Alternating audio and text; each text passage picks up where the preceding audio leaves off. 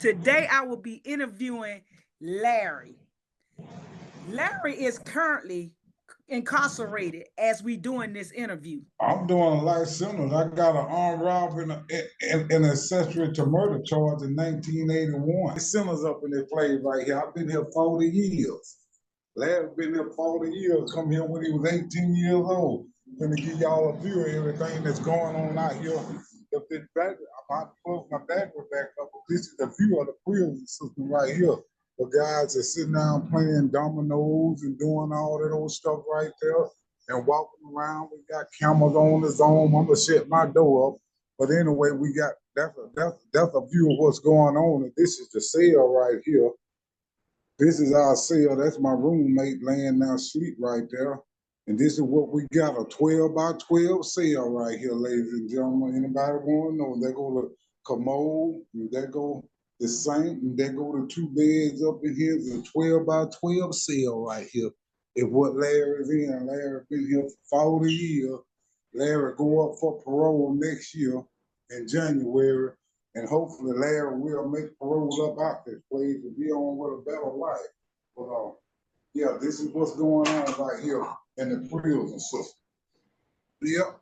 So Larry, tell us where you grew up at. I grew up in Jackson, Mississippi, down here in the Lake Delta, down here in Mississippi. How old are you? I'm 61 now. Now, yeah, Larry, tell us a little bit about your experience and what got you a life sentence. Hanging with the wrong group of people in life and trying to be a thug at a young age and wasn't listening, didn't want to learn. And ended up in the prison system, hanging with the wrong type of people that like to rob, steal, and do other things at a young age and trying to impress. Yep, trying to be a follower instead of a leader. And that what got me here right to this very day. Show wisdom, we got many more walks of life up here the same way that I am, still coming in and out of the prison system. Young gang members 16 and 17, doing their little drive-by shooting and stuff and killing up and shooting them up and bang bang and ending up in the prison system with life or better. On the zone that I'm on, we got one guy that's been here 52 years. He's downstairs sitting down there and everything, and everybody in his family done died out, and he went, yeah, what's up? Yeah. Hey, yeah. Cigarette? Yo, this is what happens in prison. Larry is actually being interviewed while he's doing time right now. This is real. Yeah, I'm glad you brought me some can. But yeah, all right, it's all great. All right, yeah. All right. Yep, so that was they counted on 2, okay. But anyway, that was another inmate friend of mine that I met up here about 30 years ago right there. He's a lifer, and his zone right here got more elderly guys on his bill for the older guys that's 50 and over.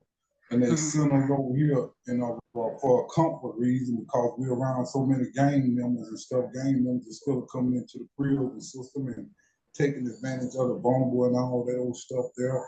And if you ain't plugged with the gangster advice laws, then you just a lost cause up in this situation right here. So they try to hit us a lick and move the elderly guys with the elderly guy, but you got a bunch of elderly guys that just as foolish as some of the rest of the youngsters, 65 and 70 years old, still running around calling themselves gangsters of cipher and bike lord.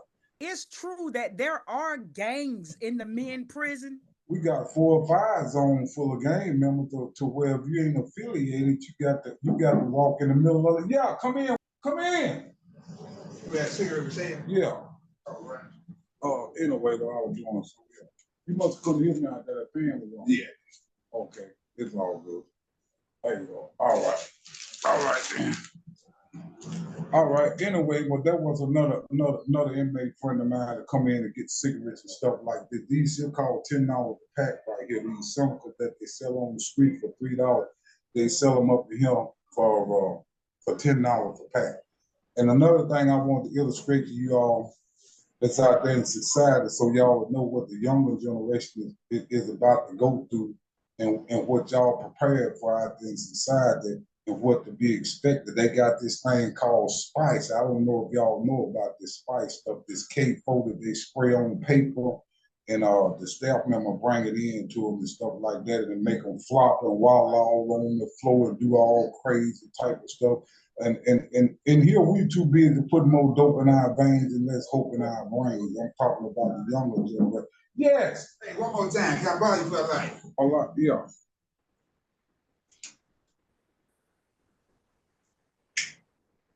All right, good. So that's what's going on right there. We too busy putting more dope in our veins and less hope in our brains. The black generation here. It's a black genocide here in the prison system, and I know it's a black genocide out there in society and stuff. And this is what you're supposed to call a correctional facility, but it's a corruption facility for as I'm concerned, because it's full of drugs and all type of stuff, you know. They called a guy here last week with a pistol. He had a 38 pistol, and he been having that 30. Let me plug this up before I go. He had a 38 pistol up in his cell with him. Somebody had officer had brought it in to him. He called himself a little gangster running around and stuff. And I guess he was planning on taking a hit out on somebody that did something to somebody on the streets out there, one of his family members. But as a whole, this is a hellhole right here. This is nothing nice right here. I'm talking about for 40 years. I was in the cotton field back in the 80s when they was picking cotton in parts of Mississippi up there. And we had cotton rows we had cotton rows about 5 miles long. And we used to have to get up every morning about 4:30 in the morning. And the white guys, they would come in when it get hot.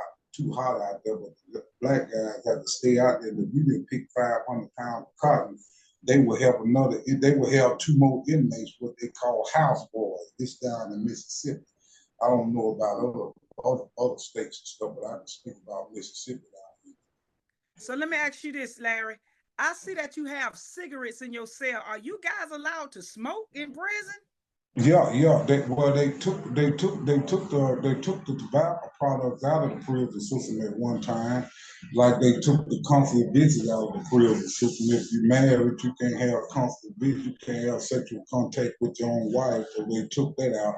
They talking about bringing that back in, but once they took the tobacco products up out of the system, they seen that it was an uncontrollable situation, and the inmates were going wild because they were so used to smoking that nicotine and stuff like that. And some of them couldn't overcome them withdrawals and stuff, and they would bang and they would fight and stab and beat the police and take their cigarettes if they come in with them in their pocket and stuff like that.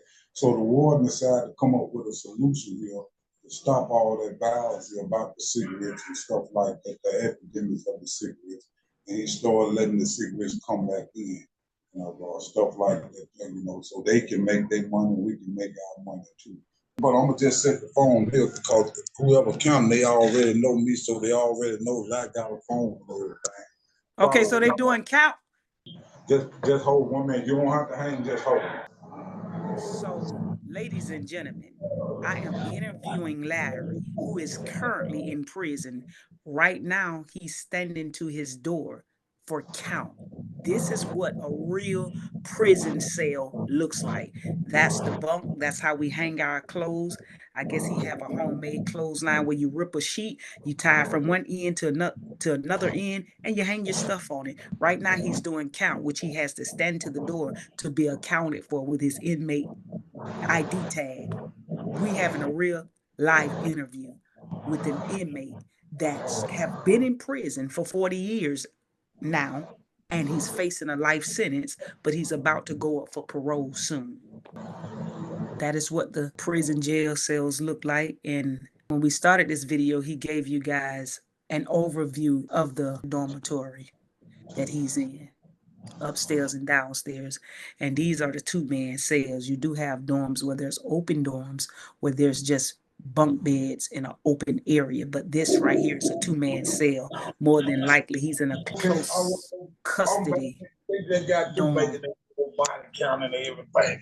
I'm back now. Yeah, but anyway, though, like I was just saying, I didn't mean to interrupt y'all. They were counting just a while ago. I lost a mother and father and sisters and brothers and everybody else since I've been been incarcerated, but I still got one brother out there that I'm gonna parole to whenever they do decide to parole me out. Hopefully it'll be next year sometime and stuff like that. Yeah, but no, this is a hellhole right here, and there's no joke. Trust me. I've been there 40 years up under this oppression right here, and I done survived the weather and the storm, you know. I thank God for that death situation right there. Most of all, I thank him for being young and coming in the prison system. And the police is not shaking me and waking me up, and I can't wake up, and I'm unresponsible because you're too old. You done died of old age in the prison system. A lot of us black guys don't end up doing that. That come here when they was teenagers and stuff like that. In particular, some of a bunch of my friends and stuff like that. There, you know. I'm just still blessed to have a brother out there.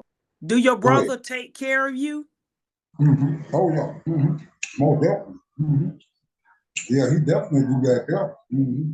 You look like you one of the loan sharks in there where they come and they borrow something and pay you $2 back or something like that.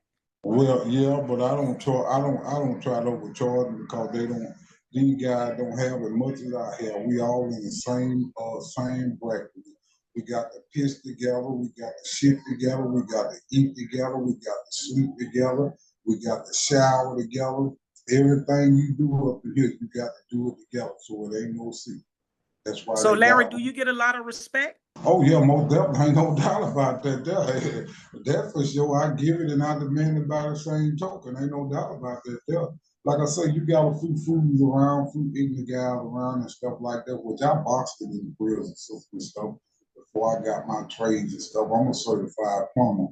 I played ball at the gym for about 20 years up there. We used to travel to the free world. And I got my little education out of Kahoma Junior College up there in the Delta down here in Mississippi when they were allowing inmates to go to the free world to get their education and stuff like that. Which I got mine from headphones and a cassette tape that they had. You know, you never forget that because somebody reading to you. And that's the way you learn how to read and write and learn how to count and get your GED and stuff like that back in the 80s. And they just decided to abolish cotton picking here in Mississippi, particularly for the prison back in 1995. Now they got machines out there to pick it up and bend it and throw it to the side and stuff like that. We was the machine back in the early 80s. So that was still going on down here in the Mouth, Mississippi, back in the 80s when they say you lose your life and your liberty, understand me, except by due process of law. Well, we definitely that there. They stricken us of it. That was a fine way to break a man's pride and to break it down and destroy him when he come up here at a young age and he end up being here for 35 or 40 years and seeing everybody vanish away just like the movie Life here. And that's where it was shot at down there in parts. If you end up dying here, you end up getting killed here in the prison system or whatever, however, and you never make it out of the prison system, you become the state, the property of the state, and they take you to Boot Hill and they get inmates to dig a hole, and they put your state shoes on you and the state pants and the state shirt. And they call an inmate chaplain, and he say what he got to say from ass to ass and dust to dust. And we throw dirt over the inmate. It's just another inmate that's gone. And that's the way it is. That's if you don't have no family to get your body when you die, you know, to give you a property, a burial and stuff like that. And a lot of us ain't got that. But thus far, I've been blessed and I've been holding on and maintaining. I took advantage of them educational programs and stuff like that. I was able to stay active and stuff like that because I didn't want to live to be old in the prison system. 60 is old enough when you get to be 65 or 75, 80 years old, leaving up out of this place right here. It's just like a newborn baby. You lost in society. And many of them end up coming back to the prison system because they don't have nowhere to go or nothing to do or whatever. You can't get a job, you can't get the disability because you've been locked up so long, you're 70, 80 years old, there's nothing else to do in life. So many of them chose to pick up a gun or whatever, do whatever they got to do to come back to the prison system. They became institutionalized within the prison system. Once they get out, they realize that everything vanished away. Let me ask you this. Is this your first time in prison? This your first offense? Oh yeah, this was my first. This was most definitely. This was my first rodeo right here. But when you got the partners throwing the thing on you and everything, and people turning state's evidence, when you got 3 or more people committing the crime, somebody gonna always tell it on somebody to get the lesser sentence and stuff like that. There, and the man that turned the state ended up getting 25 years. He ended up doing the whole 25 years on the promise that he would have for it. So he's still within the prison. So, but we didn't fault each other for it because all of it was in the wrong, and we agreed and we participated in an activity like that, even though we were just teenagers and stuff like that. But after growing old in the prison, so we had to face reality. Wasn't no sense of killing each other about telling this and telling that or whatever when we all sat in the car together and smoked the marijuana and agreed, and that's the way we was able to live with it. And I've been around 2 of the guys that was involved in this stuff like that, and we got along just like we got along when we were teenagers. 40 years ago out on the streets. So you coming up for parole real soon, right? I come up for parole on January the 7th. Congratulations, because a lot of people don't even get a chance to go up for parole. Do you think that you have a chance? Most definitely I do. Oh, I done went up 2 or 3 times, but what they're trying to say is that, I mean, the nature of the crime will never change. You can't never change the nature of a crime. I mean, you just can't never change the nature of the crime. And for its community opposition, though, the parole board is community opposition. They're the ones in opposition of certain people coming back into society because they feel like they're a threat. It all depends upon the man's conduct when he grew up there and how he carries words and his educational level, and getting the people are autobiographic for something that he's gonna get out there and he's gonna do the right thing and he ain't gonna return. And that's what they want to hear. They want to hear the yes ma'am and no ma'am situation. They don't want to hear dark and hard and I don't know, I think you scratching your head and stuff like that. They want to see productivity, growth, and development out of that inmate, particularly if you done been in the prison for years. And he don't show that when he go up before them people. He's doomed for another 5 year denial. And they don't deny him 1 year, they deny him 4, 5 years. Give everybody another tour of your room and the outside dormitory. The room here, rat. Where's my rat partner right there in that bed? Trying to get his case overturned and everything. This is me, and this is the room right here. That's my bed right there. And this is 12 by 12 cell. And y'all believe that because this is actually reality right here. This is reality, believe me. Nothing funny about this situation. There go the commode right there. Where we shit together, piss together, wash our face, and as y'all can see, damn near sleep together. So, and look, this is the outside right here. Give y'all a good view of the outside of this place. This is the outside place right here. Y'all can see. Okay, ladies and gentlemen, we were just interviewing Larry, and Larry is currently in prison on a life sentence. He's been in there 40 years. Larry goes up for parole January 2025. Now, the video that we just did with Larry, he was inside of the prison. He was actually in prison right now. So I hope you guys enjoyed the video. Welcome to Lunch Into the Deep podcast. Join me as I discover the truth and get to the root of why people keep doing things over and over and what leads us down the wrong path. We all know that there is morally good in all of us because we're made in the image of God. But there's a little devil in us too. We're gonna pluck up some roots on this podcast. Hope y'all enjoy this video. Like, share, give it a thumbs up.